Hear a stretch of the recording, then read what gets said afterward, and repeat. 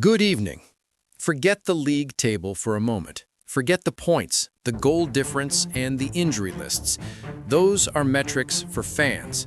Tonight, we are looking at the metrics that matter to the people who actually own the game. Welcome to the Premier League Stock Exchange. For 30 years, football ownership was a vanity project. You bought a club because you wanted to wave at the crowd, lift a trophy, or wash your reputation. It was an emotional purchase, like buying a racehorse or a yacht. But in 2026, the era of the oligarch owner is officially dead. The Roman Abramovich model is obsolete. We have entered the era of the diversified portfolio. The smartest investors on Wall Street and in private equity have realized something crucial. Owning 100% of a football club is dangerous. It is volatile. It exposes you to fan protests, media scrutiny, and massive losses. Just look at the chaos at Chelsea. Why would anyone want that headache? So the strategy has shifted. The new game is minority stakes. Billionaires are now fighting to buy 10%, 15%, or 20% of stable mid-table clubs. Why? Because the Premier League has effectively become an index fund, the S&P 20. It is a closed loop of appreciating assets, where a team finishing 10th generates more revenue than the champion of Germany or Italy. Tonight, we are going to analyze three specific tickers in this market: EVE, Everton, the distressed asset; BRE, Brentford, the tech growth stock; and BHA, Brighton, the blue chip bank. This is not a story about sport. This is a story about asset allocation. Let's start with the most volatile stock on the board, Everton Football Club, EVE.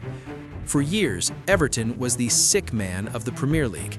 Massive debt, points deductions, and a chaotic ownership saga involving 777 partners that nearly led to administration.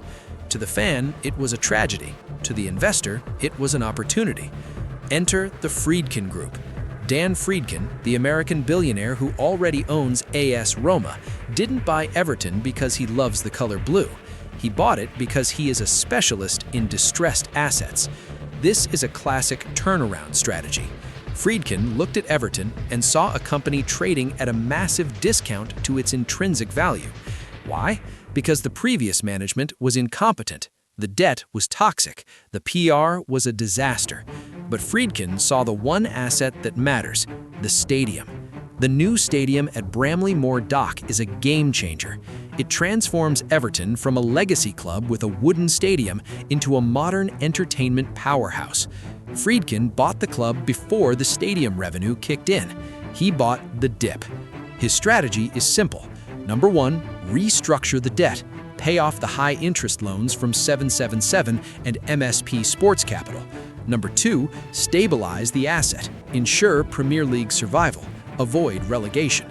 Number three, turn on the revenue tap. Open the new stadium and monetize the hospitality, naming rights, and concerts.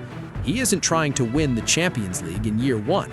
He is trying to double the valuation cap of the club in 3 years. He bought a house with a leaking roof and a broken window in the best neighborhood in Liverpool. Once he fixes the roof, the value of the house skyrockets. This is private equity 101. Buy low, fix the operations, sell high, or hold for cash flow. Everton isn't a football club to him. It is a real estate play with a football team attached. Now let's move to the other end of the spectrum. If Everton is the fixer-upper, Brentford, BRE, is the Nvidia of the Premier League. It is a high-performance growth stock. Brentford is small. Their stadium is tiny compared to Old Trafford. Their revenue is a fraction of City's, but their efficiency ratio is off the charts. Under the ownership of Matthew Benham, a professional gambler and data genius, Brentford has outperformed the market for 5 years straight. They find undervalued players, develop them, and beat teams with budgets 10 times larger. So why did Benham decide to sell a minority stake? Recently, we saw new investors enter the cap table: Gary Lubner and even British filmmaker Matthew Vaughn. The club was valued at roughly £400 million. Why would smart money buy 15% of Brentford? Because they are buying into the intellectual property, IP. They aren't just buying a football team. They are buying access to the Benham model. They are buying a stake in the most sophisticated data analytics operation in sports. For an investor, Brentford offers something rare: predictability. In a chaotic league, Brentford's algorithm reduces variance. They don't make panic buys. They don't fire managers on a whim. Investing in Brentford is like investing in a tech startup that has just found product-market fit. You don't want to take over and tell Benham how to run the club. You want to give him your money, sit back, and watch the graph go up. This is passive income in football.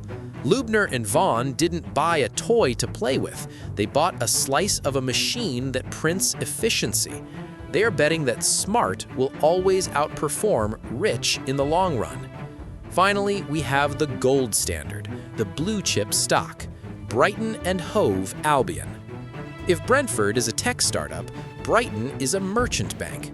Under the chairmanship of Tony Bloom, another professional gambler, and the execution of CEO Paul Barber, Brighton has become the central bank of the Premier League transfer market. Look at their transaction history. Bought Moises Caicedo for £4 million, sold for £115 million. Bought Mark Cucurella for $15 million, sold for $62 million. Bought Alexis McAllister for peanuts, sold for $35 million plus. Sold Ben White for $50 million. They churn out profit like a factory. For an investor looking for a safe haven, Brighton is the ultimate asset. Why? Because their model is relegation-proof. Even if they have a bad season on the pitch, their balance sheet is so robust and their player trading profit is so high that they are insulated from financial shock. This is why we are seeing American financial institutions circling clubs like Brighton. It creates a gateway investment. If you are a U.S. pension fund, you can't justify buying a chaotic club like Nottingham Forest. It's too risky. But buying a stake in Brighton or a club that copies the Brighton model, that is defensible. That is prudent asset management. Tony Bloom has built a system where the club is no longer dependent on him writing a check every month. The club sustains itself. In the volatile world of football, sustainability is the sexiest word in the dictionary for an investor. Brighton is the only club that can lose its manager, Potter De Zerbi, and its best players, and the stock price doesn't drop. That is resilience. So what connects Everton, Brentford, and Brighton? Why are billions of dollars flowing into these mid-table English clubs while historic giants in Italy like Lazio, Fiorentina, or Germany like Hamburg struggle to find buyers? The answer is the liquidity premium. The Premier League is the only football competition in the world that functions like a mature financial market. It has global liquidity.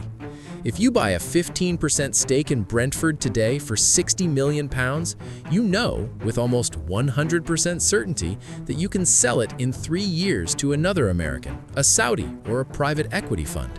There is a queue of buyers. In Serie A or Ligue 1, if you buy a club, you are stuck with it. It is an illiquid asset. There is no exit strategy because nobody wants to buy a money-losing club in a league with no TV revenue. But in the Premier League, the TV rights deal, worth billions, acts as a government bond. It guarantees a baseline revenue floor. Even the team that finishes last gets £100 million. This creates a safety net that allows investors to treat these clubs as asset classes rather than sports teams. The valuations are decoupled from the trophy cabinet. Brentford hasn't won a major trophy. Brighton hasn't won the league. Everton hasn't won a trophy since 1995, and yet their valuations have tripled or quadrupled in the last decade. The conclusion is stark. The Premier League has successfully gentrified. It has evicted the volatility of sport and replaced it with the stability of finance.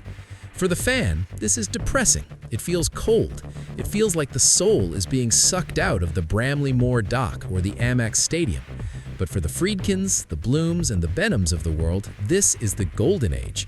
They have turned a game of 22 men chasing a ball into a sophisticated asset management strategy. You can buy the turnaround, $EVE. You can buy the growth, $BRE. Or you can buy the blue chip, $BHA. The only mistake you can make in 2026 is buying for passion, because in the Premier League stock market, passion is a liability, but efficiency pays a dividend.